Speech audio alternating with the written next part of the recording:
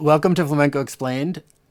Today we're going to talk about chords and voicings and chord function, and hopefully we're going to get at what really matters and get away from the theory or the jargon or any of the stuff that can be confusing, right? So there's a couple things that can be confusing. One is the difference between a chord and a voicing, right? If I play the same chord, which means the same bunch of notes, right? So in this case, let's say B flat. It's a B flat major triad, right? B flat major triad just means a B flat, a D, and an F. So, or a couple of each note, right? So in this case, we have 5 notes. Every note is either a B flat, a D, or an F. If I do this, I have 6 notes. Every note is either a B flat, a D, or an F, but it's a different voicing. Same chord. This has an F on top. This has a B flat on top. They sound different, but they're the same chord. So that's one thing, right? Different voicings for the same chord, different ways, and you can play them in different registers. Obviously, a bass could play a B flat, and it would sound much lower. A bunch of flutes could play it, it would sound even higher. So that's a chord and a voicing. Now, what comes up more often in flamenco is the idea of a chord's function. So very often you'll hear me say, play B flat. And then I'll play a chord that might not even look like a B flat to you. And the reason I do that is because that chord's function, that chord's job in life, is to be a B flat, right? So what do I mean by that? If we're playing tangos, we hear this all the time. B flat resolves to A. So I can do this B flat, I can do this B flat, I can do this B flat, I can do this B flat, and they all work in the same way. So if I did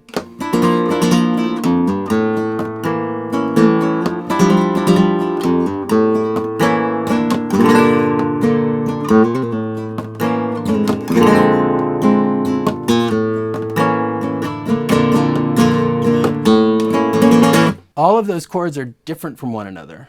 And in this case, they're different chords. They're not just different voicings because they have different notes. So different chords, but they all serve the function of B flat. So I actually don't think it's as important to know that this happens to be a second inversion B flat 7 with a 9 and a sharp at 11. I think that's noise. I like knowing it. I'm a big nerd. And if you keep watching this video, you can hear about 20 minutes of me rambling about this stuff because I think it's fascinating. But really, at the end of the day, it doesn't matter. At the end of the day, you need to know, hey, here's a B flat that sounds a little darker than some of the other B flats. So I'm going to use that sometimes to resolve here. And then this is kind of a happier sounding B flat. And maybe you disagree with me. Maybe you think this one's the sad one and this one's the happy one. Great, doesn't matter. They're all just B flats as far as I'm concerned, right? So if we look at the chord progressions that's most common in tangos or in anything por medio, it's D minor, C, B flat, and A. And I can use all kinds of different varieties of chords. And in our PDF, we're going to have a lot of these different progressions for you to look at. Each version sounds a little different from the other, but they serve the same function. It's really all about this dun, dun, dun, dun, chord progression. Don't get hung up on what the chords are, which also means don't get mad at me when I say B flat goes to A, and then the next time, in what I think is exactly the same example, I say B flat goes to A, because really what my brain is doing is it's saying, I have all these options for B flat. And this is one of the beautiful things about flamenco is I have all these options to play this idea, right? So the more you play flamenco, the less you think I play this specific voicing and go here. And the more you just think, B flat goes to A. And then you'll say, and there's different ways of playing A also. And for every chord you might play, there's going to be different ways to play it. So the takeaway here, the thing that I really want to stress, is that it's fun to know the names of the chords and know specifically what they are, if you're a nerd, as I am. But if you're not, or if you don't care, or you don't have the theory yet to understand it, it doesn't matter. What you need to know is chords that sound like B flat and act like a B flat are B flats as far as we're concerned in flamenco. And that makes life a lot easier, and you can collect B flats and you'll find a lot of different ways to play the B flat sound. And then when you're playing in this key, you're going to find a lot of different ways to play the F to E or the A minor to G to F to E sound. And then once you have these concepts, you'll see that the other keys do the same thing. Right, the less common keys, or same idea, it's all about function. What's a chord's role in life? And when you want to get more varied, how do you find different versions of playing the same chord that takes you to the same place? So that was me trying to keep this as simple as possible and give you guys an idea of the function of chords. We shot this video once before and I rambled on for about 20 minutes. And if you would like to hear that, where I get into sort of the nitty gritty of what these chords are in sharp 11 this and 13/9 that, keep watching because it gets a little weird. But it might be fun for you if you like that kind of thing. Also, as I said before, we're going to provide a PDF that has a bunch of different voicings, and what we're going to do is we're going to name them as their function. So they will all be B flats, and then we will also tell you specifically what the chords are so that you can say like, oh, I understand that this has a 9 and a sharp 11, but its function is a B flat, right? And one last thing. In another context, some of these chords might not be B flat, right? So these exact same voicings could play another role in a different kind of music, and that's fine too, but that's more nerdiness, and we will leave that for later. Those two chords, B flat and A, first of all, that's shorthand. Because when we say B flat, in most music, if you just say B flat, you mean a B flat triad, which means 3 notes, B flat, D, and F, right? And there's a bunch of different ways to play a B flat triad. The most common one would probably be this or this, right? And as you see, these two are slightly different. This has 5 strings.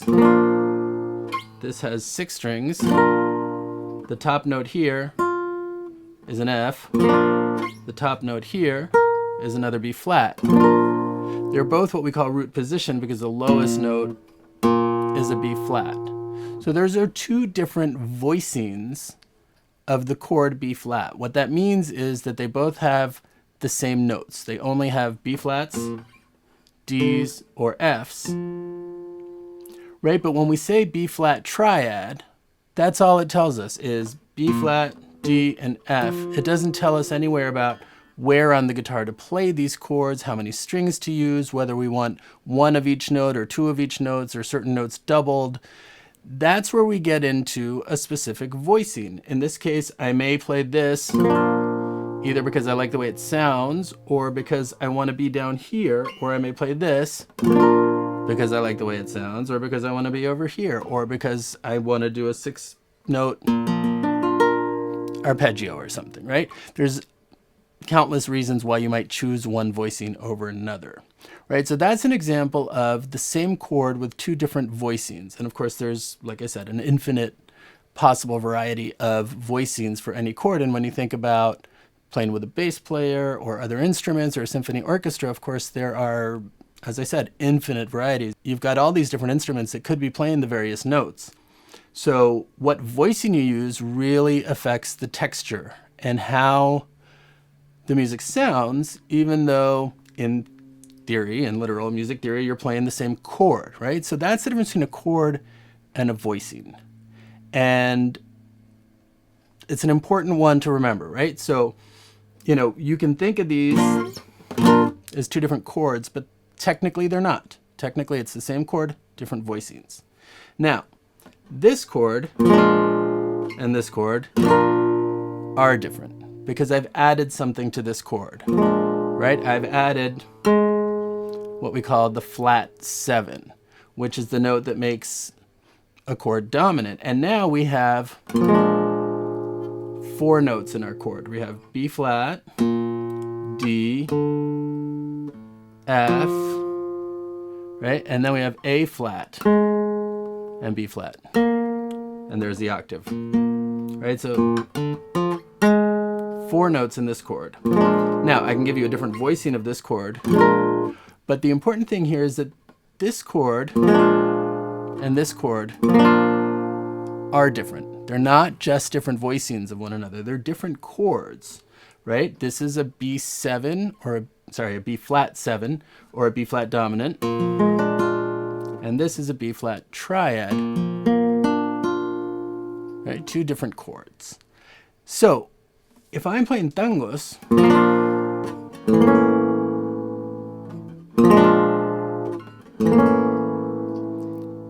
those 2 chords both work, but we just established that they're different chords. And the reason they both work, there's actually 2 reasons. One is that you could argue that this chord is an incomplete version of this chord, right? The B flat, the D, and the F are all present in the B flat 7, but then we've got the added A flat, right? So this is an incomplete voicing of B flat 7. It's a B flat triad. But more importantly, I would argue, is that they have the same function in tangos, in bulería, in anything that we're playing por medio. These 2 chords take us to A. They resolve us to A. Now, there's a lot of other chords that we use all the time in tangos.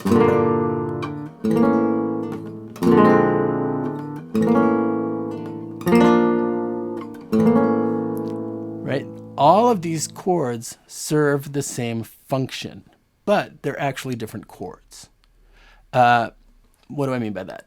They have notes that if you were going to analyze them as a classical musician or a jazz musician, make them specific, right? So if I played this voicing, which we use all the time in flamenco, right, with the open G and the open E, this is a funny chord to analyze, right? We have a B flat, we have an F, those are chord tones, right? That's the root and that's the 5th. Then we have a G, which is the 13, right? Then we have a D, which is the 3rd of the chord. And then we have an E, which is what we call the sharp 11, right? Because it's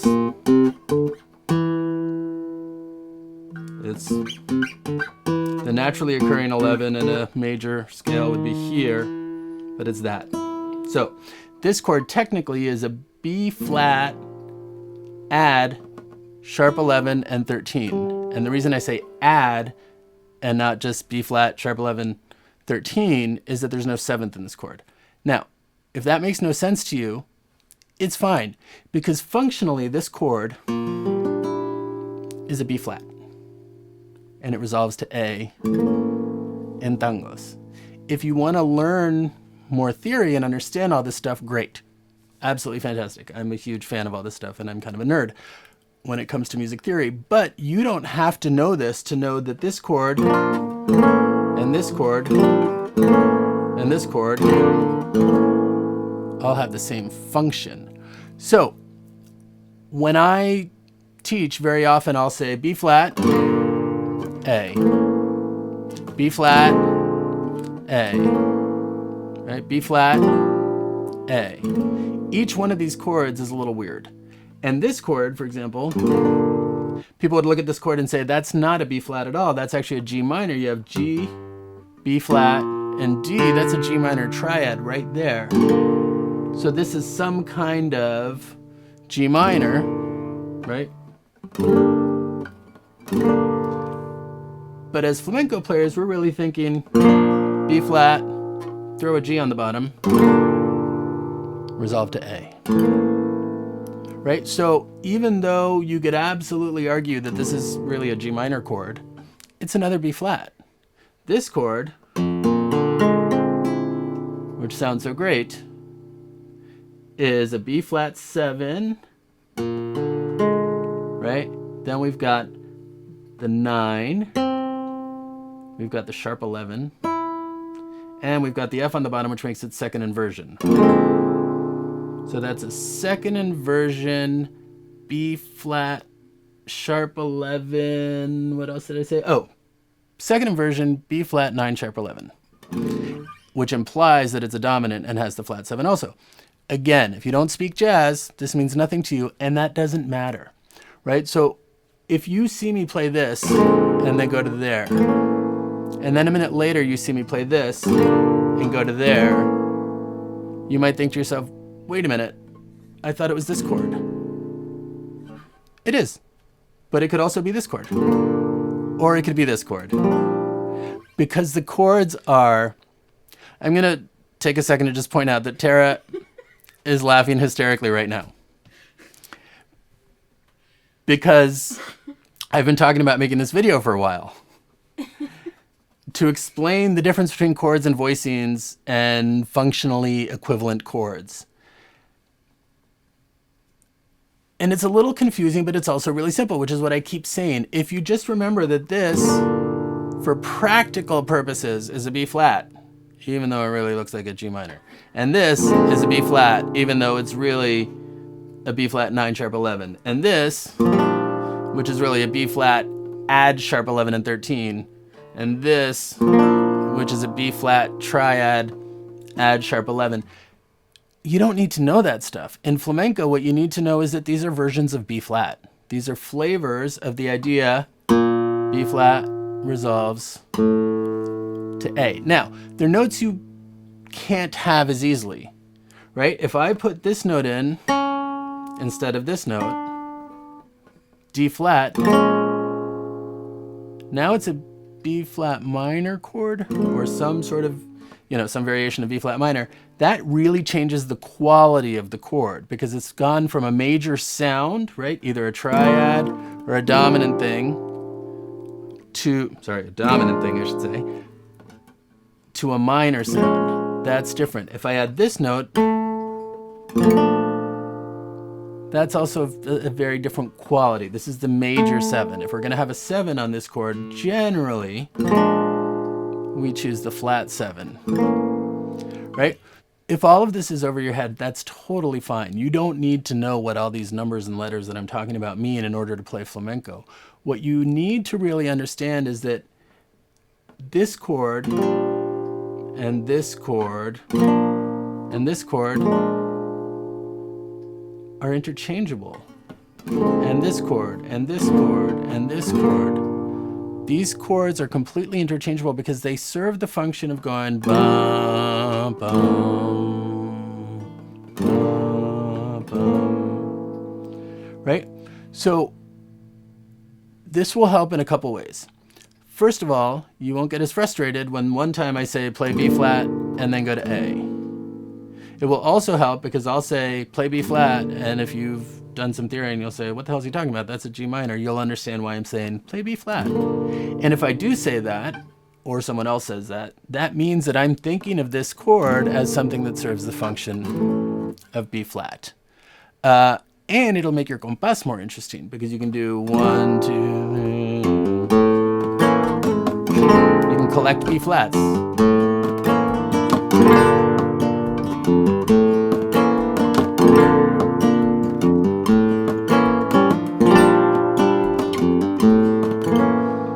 Right? That was all the same thing, just with different B flats.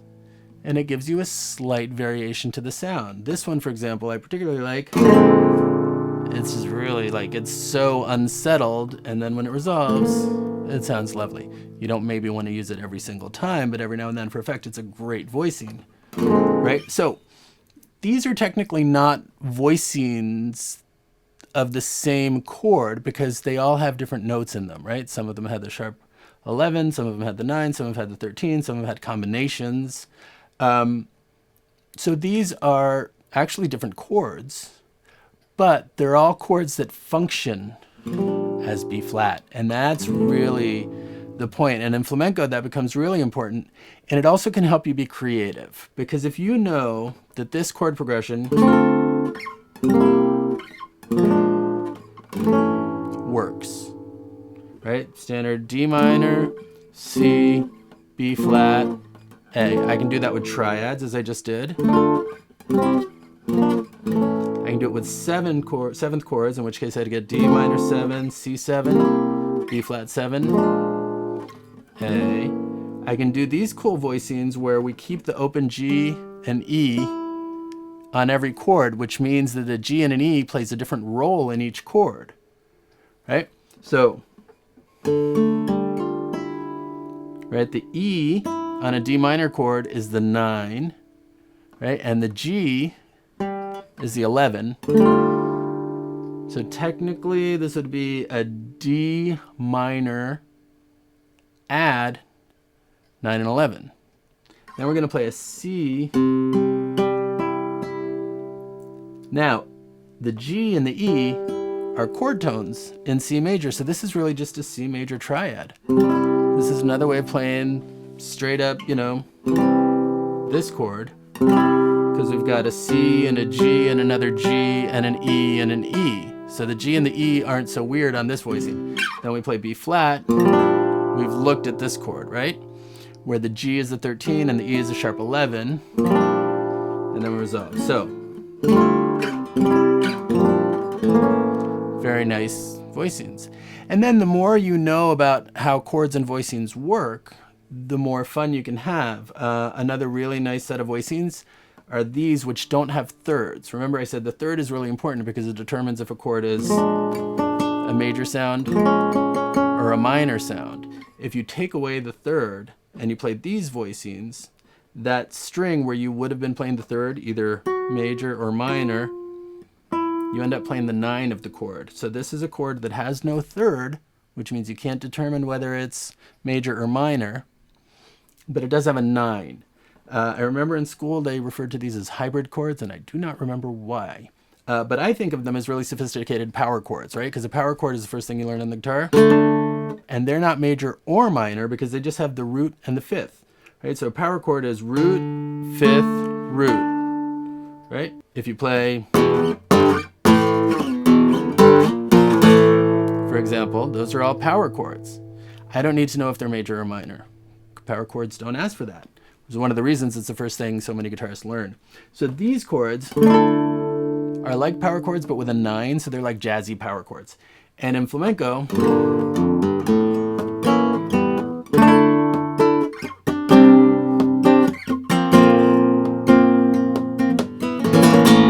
they work really nicely. Again, maybe not every single time. It's a kind of specific sound, but I love this sound. Right? Oh, and this voicing that I play all the time for A. Right? This chord, A, very often we add this note B flat, which makes this technically an A major triad add flat 9. We say add flat 9 because there's no 7. And a voicing that I play a lot, and that a lot of us do, is an A triad with a G on the bottom. Right, the G is the flat 7. So technically this is now an A7, a dominant chord. We don't usually resolve to a dominant in flamenco.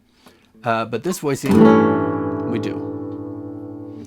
So I think the reason we play that a lot is just to get that 6-note voicing, and there's something kind of cool about that voicing. So again, as you learn more voicings, you might go, oh, D minor, C7, okay, I'm gonna play the 9 again, right? And then you can do these kind of voicings. Adding the 9. And in this case, I left the E open on top, but I could also do without the E. And these are all just really variations of D minor, C, B flat, A, right? So again, the more you understand and the more you're interested in this stuff, the more fun it becomes to learn the names of the chords and what they do and why they are. And honestly, it allows you to use your brain sometimes to compose. So what do we do with all of this information, especially if we don't understand really what I'm talking about with all these numbers and letters? The good news is you don't have to understand the theory to understand the concept that the functions of various chords are the same. So if you learn all these different voicings for B flat, and just think of them as I did before I learned how to read music and anything about music theory. I just thought of them all as different B-flats. And then I went to school and they taught me how it all worked. And I was like, oh, now I can name them and I can talk to my jazzer friends and my nerd friends about what they specifically are. But what I believed before I knew any of that is actually true, which is this is a B-flat and this is a B-flat and this is a B-flat and this is a B-flat, and they all serve the same function. So you can use your composer brain, if you do understand theory, to come up with your own voicings.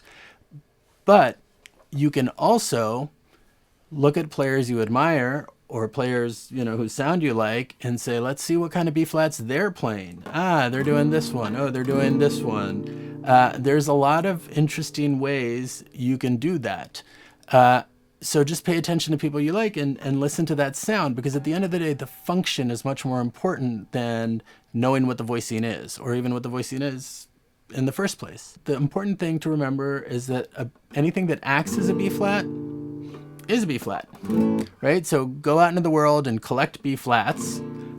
We've provided a PDF here of a lot of different voicings that I use to serve the B-flat and the F purpose and these chord progressions, and those will be a great jumping off point for you. You'll probably learn a few new ones, or if you know them all, then they'll sort of make you think about how you can use them differently.